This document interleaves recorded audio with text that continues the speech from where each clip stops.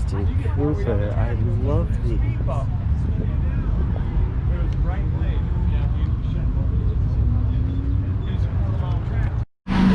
I love your windshield banner. Thank you. Look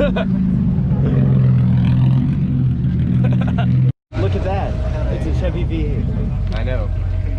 I love this. Wait a minute. This thing has air conditioning, doesn't it? You will never be so classy as to have your side view mirror fucking strapped to your spare tire. That's amazing. It's called Ohio, which I think I think Ohio sounds better. But ooh, I love E30s. Sorry for holding you guys back.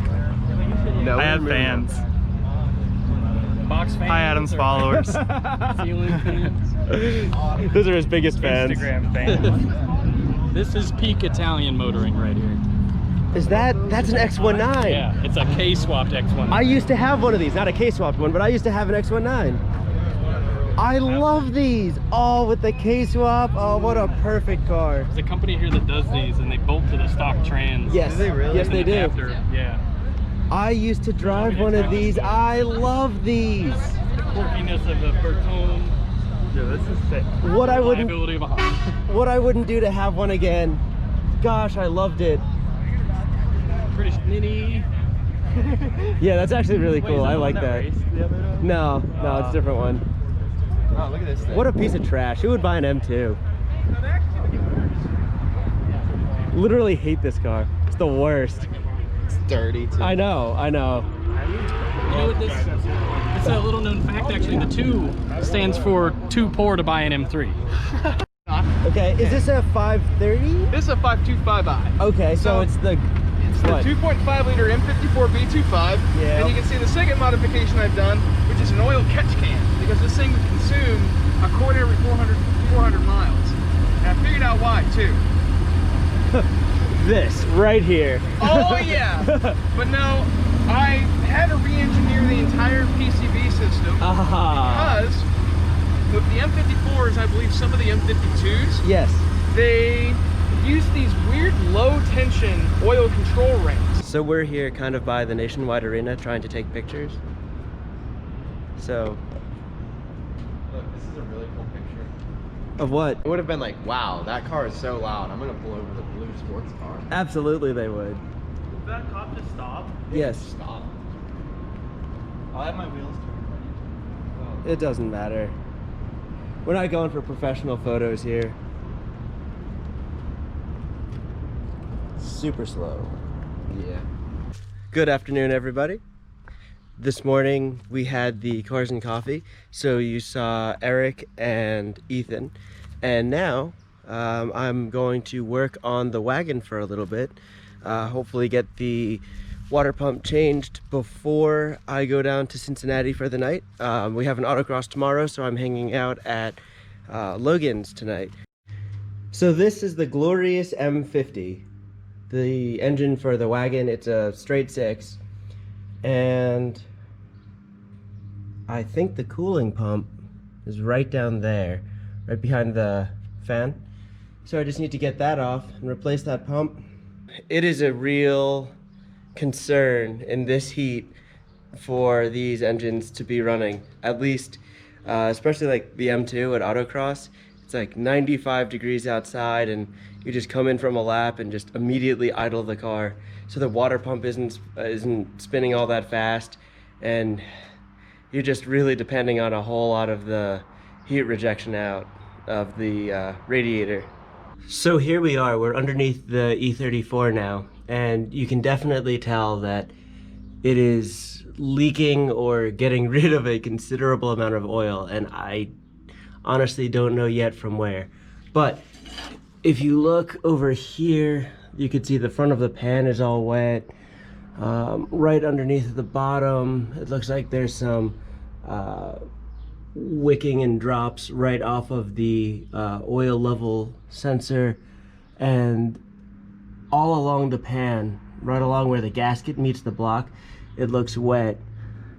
I'm not quite sure if the front of the crank is leaking, but it certainly looks like it's leaking right under the timing wheel. I guess it's not the timing wheel, it's like the crank pulsar plate.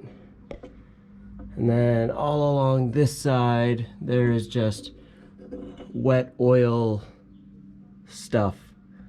So what I'll probably do is take the pan off and try to reseal the bottom of it, but there looks to be a considerable amount of oil dripping from everywhere.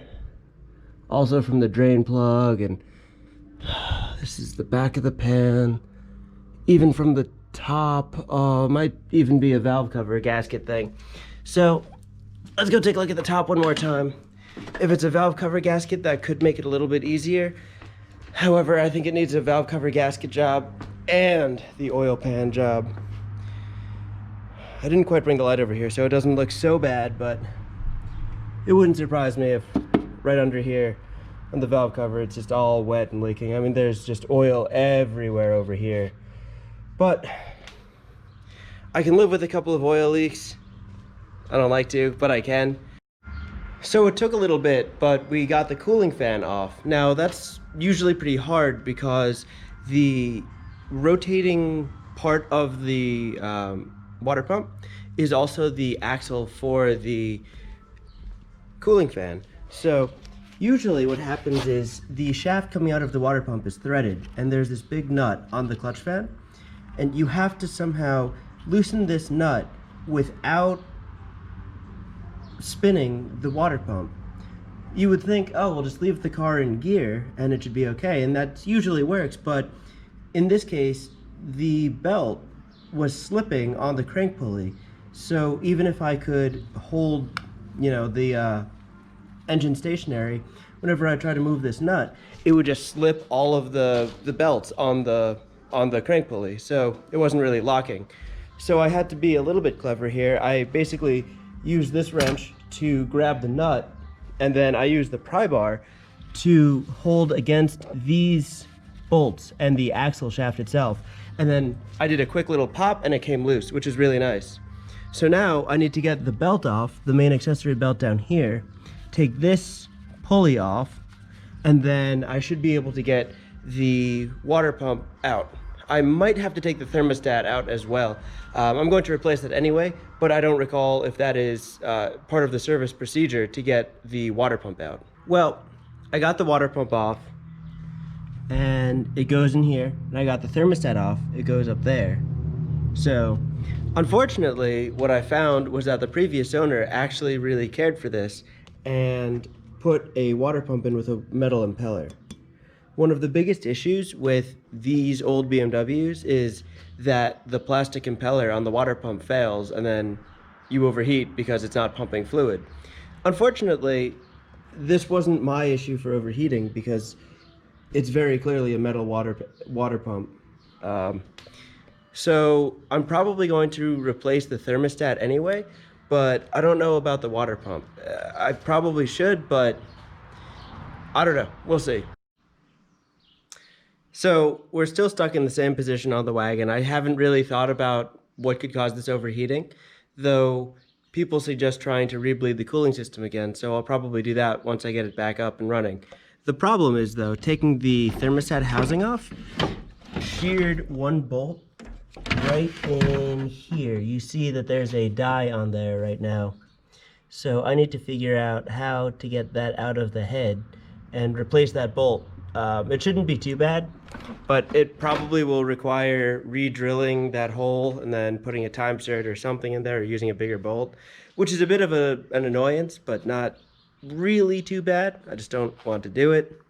And I might replace the radiator. This is the old one, and it looks pretty good, honestly, but I'm wondering if maybe it had some cooling issue or something and it couldn't maintain temp, but I don't really know. The AC condenser is also pretty easy to get out now, so that's loose. That's this guy, so that will be replaced along with the lines on that side, so hopefully I can have AC again. But once I get that going and hopefully the engine stops overheating, you know, I'll figure that one out. Then should be a great daily again. But until then, it might take a while.